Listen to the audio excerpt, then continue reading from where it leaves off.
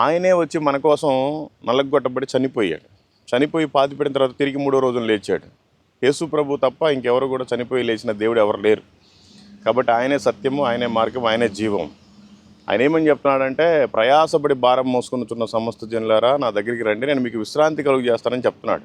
అంటే సమస్త జనులారా అంటే ఏ కులమైనా, ఏ మతమైనా, నువ్వు ఏ పని చేస్తున్నా కూడా ఆయన దగ్గరికి వస్తే ఆయన ప్రేమిస్తాడు. యేసు ప్రభు నిజంగా చాలా ప్రేమమయుడు. ఆయన అవకాశవాది కాదు. అంటే నువ్వు నాకు గుండు చేయించుకో, నేను నీకు ఆ పని చేస్తాను, నాకు కొబ్బరికాయలు కొట్టు, నేను నీకు ఆ పని చేస్తాను, నాకు బట్టలు పెట్టు, పొంగలు పెట్టు, అవి చేస్తా, నిమ్మకాయలు గుచ్చు, ఇవి కాదు. ఆయనకి మన హృదయం కావాలి. ఈ ప్రపంచాన్నే కలుగు చేసిన దేవుడికి కనీసం తలవాల్చుకోవడానికి కూడా స్థలం లేదు. ఆయన మన హృదయంలోనే ఉంటాడు. మన హృదయంలో ఆయన ఉండాలి దేవుడు కనుక. మనం దేవుడికి అవకాశం ఇవ్వకుండా ఈ లోక కార్యాల్లో పడిపోతున్నాం. అది మంచి పద్ధతి కాదు. మీరు కూడా ఏమనుకోకుండా ఇంకేమన్నా వేరే పని చూసుకోండి, అది చాలా మంచిది. దేవుడు నమ్ముకొని చిన్న పని రోజుకు 200 వచ్చే పని చేసినా కూడా దాంట్లో బ్లెస్సింగ్ ఉంటుంది. ఇప్పుడు దీంట్లో మీకు రోజు 5-6 వేలు వచ్చినా కూడా తృప్తి ఉండదు. నేను తప్పు చేస్తున్నాను నాకు ఫీలింగ్లో ఎప్పుడు ఇంకా అదే ఇదిలోకి వెళ్ళిపోతూ ఉంటారు. ఇంకా మీరు కూడా ఇట్లా అందరితోటి చేయటం, పాపం చేయటం అలవాటు పడ్డారు కాబట్టి మీరు ఖాళీగా కూడా ఉండలేరు. అంటే దేవుడికి దగ్గర కాకుండా లోకం లాక్కొని వెళ్ళిపోతూ ఉంటుంది. కాబట్టి మీరు దేవుడి దగ్గరికి చేరంటే చాలా బాగుంటుంది. యేసుప్రభు వారు బ్రతుకున్న కాలంలో ఒక వ్యభిచారం చేసే, మీలాగే తప్పు చేసే ఒక ఆవిడ ఆయన దగ్గరికి వచ్చింది.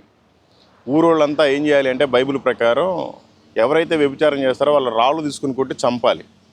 యేసుప్రభు వారు ఏమన్నారంటే ఆవిడని పక్కకి తీసుకొని ఒక గీత గీసి, మీలో పాపం లేనివాడు మొదటిగా ఆవిడ మీద ఒక రాయి వేయండి, ఆ తర్వాత ఆవిడని కొట్టి చంపండి అని చెప్తే అందరూ వెనక్కి వెళ్ళిపోయారు. ఎందుకంటే ప్రతి మనిషి పాపం చేసే ఉన్నాడు. కొంతమంది వ్యభిచారం చేస్తారు, కొంతమంది మందు తాగుతారు, కొంతమంది దొంగతనాలు చేస్తారు, కొంతమంది అబద్ధాలు ఆడతారు, మోసాలు చేస్తారు. ఏవైనా సరే తప్పే.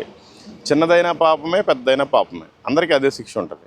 కాబట్టి యేసు ప్రభు వారు ఒక వ్యభిచారం చేసే స్త్రీని కూడా ఆయన ఆదరించాడు. కాబట్టి మిమ్మల్ని కూడా దేవుడు క్షమిస్తాడు. కాకపోతే మీరు మారాలి. మీరు ఏమైనా చదువుకున్నారా? ఏం చదువుకున్నామ్మా? మీరమ్మా చదువుకున్నారా? ఓకే, చదవండి. దేవుడి మంచి మాటలు ఇవి కూడా. ఇది కూడా దేవుని తెలుసుకునే ఎట్లు అనే ఒక చిన్న పుస్తకం. అది చదివితే మీకు అర్థం అవుతుంది. మీకు ఎవరైనా యేసుప్రభు గురించి చెప్పారా? దీన్ని బైబిల్ అంటారు, చదువుకోండి. యేసుప్రభు వారు ఎలా పుట్టారు, ఆయన ఎలా బ్రతికారు, ఆయన ఎలా చనిపోయారు, ఆయన ఎలా తిరిగి లేచారు, మనమందరం కూడా చనిపోయిన తర్వాత ఏం జరుగుతుంది, మొత్తం దీంట్లో ఉంటుంది. చదువుకోండి. కొత్త నిబంధన అంటారు.